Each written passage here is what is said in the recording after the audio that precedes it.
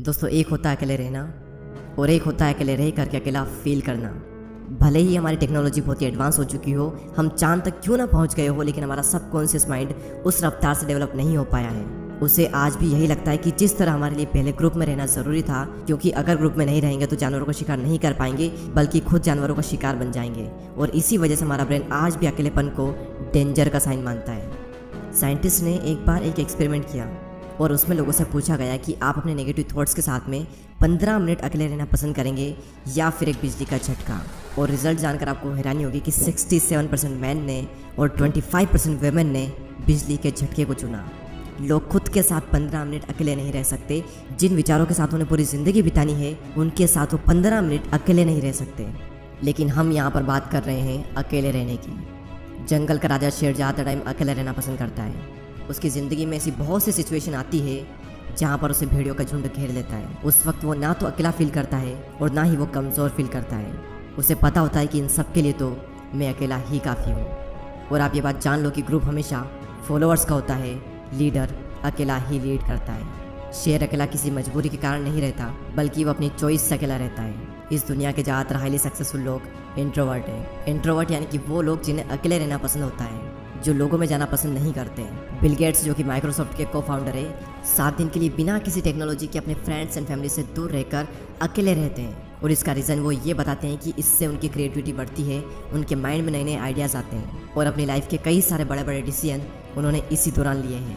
और ये सभी लोग किसी मजबूरी की वजह से अकेले नहीं रहते, ये अपनी चॉइस से अकेले रहते हैं, क्योंकि उन्हें पता होता है कि एक अकेला इंसान कुछ भी कर सकता है। अकेले रहने के 4 ऐसे फ़ायदे मैं आपको बताऊंगा, जिन्हें समझने के बाद में आप भी अकेले रहना पसंद करोगे। पहला पॉइंट है बूस्ट क्रिएटिविटी। निकोला टेस्ला, जो कि एक महान वैज्ञानिक रह चुके हैं, जिसकी वजह से हमारे घर में इलेक्ट्रिसिटी आ रही है, जिनकी वजह से आज हम इतनी गर्मी में एसी एंड कूलर की हवा ले रहे हैं, जिन्होंने 300 से भी ज़्यादा इन्वेंशन किए हैं। उनका कहना यह है कि be alone that is the secret of invention, be alone that is when ideas are born.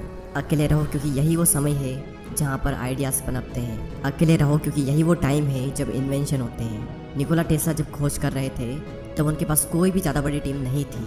उन्होंने ज़्यादातर जो इन्वेंशन है वो अकेले रहकर अपनी लैब में किए।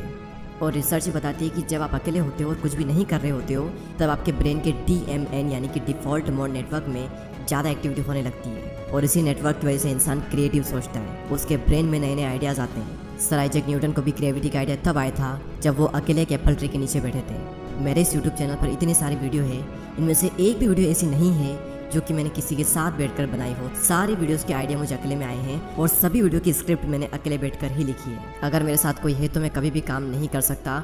मुझे एकांत माहौल चाहिए क्रिएटिव सोचने के लिए। सेकंड पॉइंट है इंक्रीज्ड फोकस।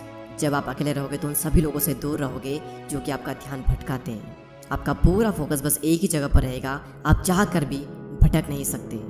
आज से 4 साल पहले जब मैंने अपनी यूट्यूब जर्नी स्टार्ट की थी, तब मेरी लाइफ में सिर्फ 3 से 4 ही फ्रेंड थे और उनसे भी मेरा मिलना बहुत ही कम होता था। उस वक्त मैं ज़्यादातर टाइम अकेला ही रहता था और मुझे बहुत अच्छा लगता अकेले रहना, क्योंकि अकेले में मैं एक जोन में होता था। मैं भगवान का बहुत ही शुक्रगुजार हूँ कि उस वक्त मुझे लोग ज़्यादा पसंद नहीं करते थे। मेरी लाइफ में बहुत ही कम लोग थे और उसी वजह से मैं फोकस कर पाया और आज कुछ बन पाया, सिर्फ और सिर्फ क्योंकि मैं आइसोलेशन में था। अब ये आइसोलेशन क्या होता है? एक होता है अकेले रहना और एक होता है अकेले रह करके अकेला फील करना। अकेले फील करना यानी कि लोनलीनेस, अकेलापन। इसके लिए आपकी लाइफ में 1 से 2 लोग होने चाहिए, कुछ खास लोग जिनसे आप टाइम टू टाइम मिल लें, अपने दिल की बातें शेयर कर लें और उसके बाद फिर ख़त्म। और एक होता है अकेले रहना यानी कि आइसोलेशन, जहाँ पर आपका focus, creativity and productivity next level पर होती है। आइडियाज़ आते हैं, हम ग्रो करते हैं, अपनी क्षमताओं का पूरा इस्तेमाल करते हैं। और यही हुआ मेरे साथ जब मैं आइसोलेशन में चला गया। तीसरा सबसे बड़ा फ़ायदा सेल्फ अवेयरनेस। आप खुद को जान पाते हो। दोस्तों, एक बार मैं खाना खाने के बाद वॉक पर जा रहा था। रास्ता काफ़ी लंबा था, आधा रास्ता बीत गया। उसके बाद मैंने अपने एक फ्रेंड को कॉल किया और जब मैंने कॉल किया, जब मैं बातों में लग गया, मुझे पता ही नहीं चला कि कब रास्ता ख़त्म हो गया और कब मैं रिटर्न घर पर आ गया। यानी कि अगर हम किसी के साथ में तो हमारा कितना ही टाइम निकल जाता है हमें पता भी नहीं चलता। बड़े बड़े रास्ते छोटे पड़ जाते हैं अगर हम किसी के साथ में होते हैं तो। लेकिन जब हम अकेले होते हैं तो वही समय, वही रास्ता थोड़ा लंबा लगता है और हम अपने बारे में ज़्यादा सोच पाते हैं। सेल्फ अवेयरनेस के लिए, खुद को जानने के लिए अकेले रहना बहुत ज़रूरी है। और अगर आपको ये लगता है कि आप सेल्फ अवेयर हो, आप खुद को बहुत ही अच्छे तरीके से जानते हो, तो आप सभी लोग ये बात जान लो कि 5000 ऐसे लोग थे जिनको ये लगता था कि वो सेल्फ अवेयर हैं, लेकिन जब उनका सेल्फ अवेयरनेस का टेस्ट किया गया तो उनमें से सिर्फ 10 से 15% ऐसे लोग थे जो कि सेल्फ अवेयर थे। जिन्हें अपना पैशन पता था, जिन्हें अपनी स्ट्रेंथ पता थी, जिन्हें अपनी वीकनेसेस पता थी। बाकी लोगों के अंदर सारी चीज़ें हैं लेकिन उन्हें पता कुछ भी नहीं है। तो अकेले समय बिताओ और ख़ुद को जानो, क्योंकि जो पूरी दुनिया को जानने में लगा रहता है वो किसी को भी नहीं जान पाता, लेकिन जो खुद को जान लेता है वो सभी को जान लेता है। नेक्स्ट पॉइंट यहाँ पर आता है मास्टर योर इमोशन। यहाँ पर फिर से वही बात आती है कि जो इंसान अपने इमोशंस को समझ लेता है वो पूरी दुनिया के इमोशंस को समझ लेगा। Royal Enfield, Mountain Dew, Maggi और ऐसी और भी कई सारी कंपनी के आपने एडवर्टाइजमेंट जरूर देखे होंगे। ये सभी कंपनी जब भी ऐड करती है तो ये कभी भी अपने प्रोडक्ट के बारे में बात नहीं करती है। वो ये नहीं बताती कि इनके अंदर क्या क्या इंग्रेडिएंट्स हैं, क्या क्या स्पेसिफिकेशन है, इसका टेस्ट कैसा है।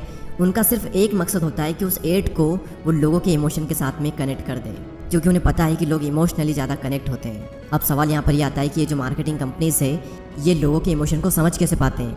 सिंपल सा तरीका है कि ये लोग पहले खुद के इमोशन को समझते हैं, उसके बाद ये पूरी दुनिया के इमोशन को समझ जाते हैं। तो इन फ्यूचर में अगर आपको लोगों को इन्फ्लुएंस करना हो या फिर आपका कुछ भी ऐसा काम हो जहाँ पर आपको लोगों को इमोशनली कनेक्टेड करना हो, तो आपको खुद के इमोशन को मास्टर करना बहुत ज़रूरी है। और खुद के इमोशन को समझने के लिए आपको पहले खुद को समझना होगा, और खुद को समझने के लिए आपको अकेले रहना ही होगा। तो इसलिए अकेले रहें, एकांत में रहें और अपनी पूरी आत्मा एक काम में डाल दो। एक दिन लोग आपसे मिलने को तरस जाएंगे। दोस्तों इस वीडियो में इतना ही। अगर आपको ये वीडियो अच्छी लगती है तो लाइक करें एंड चैनल को सब्सक्राइब करके बेल आइकन को प्रेस करें। मैं आपसे मिलूंगा अगले वीडियो में, तब तक के लिए जय हिंद।